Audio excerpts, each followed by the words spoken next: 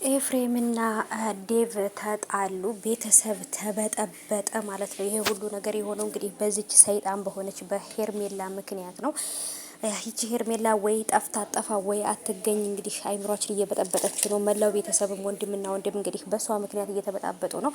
አሰላሙ አለይኩም ወራህመቱላሂ ወበረካቱ። ሰላም ሰላም፣ ውድ የተከበራችሁ የቻናሌ ተከታታዮች የኔ ወዶች የኔ ወርቆች እንዴት ናችሁ? ከኔ ጋር ሁሉ ሰላም ነው። ሰላማችሁ የኔ ውዶቼ የኔ ወርቆች ሰላማችሁ ብዝት ትርፍ ይበልልኝ ባላችሁበት ውዶቼ፣ እንዴት ናችሁልኝ? አለሁላችሁ የኔ ውዶች። እንግዲህ ዛሬም በድጋሚ እንግዲህ በሄርሜላና በእነ አብርሃም ጉዳይ ላይ መጥቻለሁ።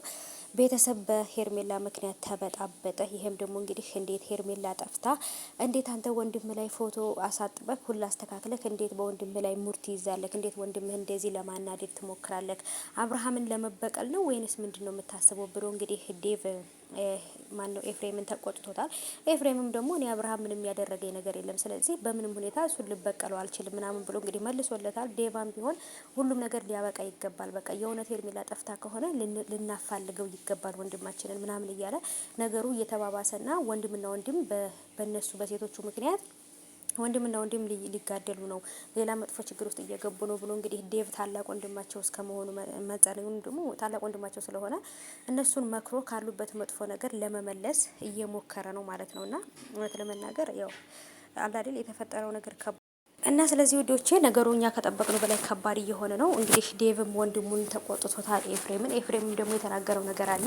ምክንያቱም እኛ እሷን ያላየናትም የትም እንዳለች አናውቅም፣ እሱ ግን እናንተ ናችሁ የወሰዳችኋት ብሎ እያለን ነው፣ እናንተ ናችሁ ያገታችኋት ብሏል እያለ ነው። እና ይሄ ነገር ደግሞ ነገሮች እና ውድ ቤተሰቦቼ እንግዲህ በሄርሜላ ምክንያት እና አይኗ ለምን አይጠፋም ማለት ነው። በሷ ምክንያት መላው ቤተሰቡ መታመስ አለበት ብዬ አላስብም ማለት ነው ውዶቼ። ብቻ ሄርሜላ እንግዲህ ጠፍታለች። ኦሬዲ ትገኛለች አትገኝም የሚለው ነገር እንግዲህ ለሁሉም ሰው አጠራጣሪና አወዛጋቢ ነገር ሆኗል ማለት ነው። ግን በመሀል ወንድምና ወንድሞች ቤተሰቦች እየተባላ ነው፣ በቃ እየተጫረሱ ነው ማለት ይቻላል። እና ይሄን ያህል እንግዲህ ወንድማቸው ታላቅ ወንድማቸው በመሀል ገብቶ ነው እንግዲህ ነገሩን ያረጋጋውና ኤፍሬምም ቢሆን ደግሞ ኤፍሬም እውነት ጋር ነው የቆመው። ጋይሶች እየገባቸው አይደለ? አብርሃም አሁን ላይ ያለበት ስሜት ምንም ሊሆን ይችላል፣ ግን ደግሞ ቢሆንም ቤተሰቦቹ በሱ ምክንያት መበጥበጥ የለባቸውም። አንዲት ውሽማ ሴት አምጥቶ በሚስቱ ላይ ደርቦ ቤተሰቦችን ማበጣበጥ አለበት ብዬ አላስብም። ስለዚህ ለምንድን ነው እየመጡ 10 ጊዜ ሰው የሚጠይቁት?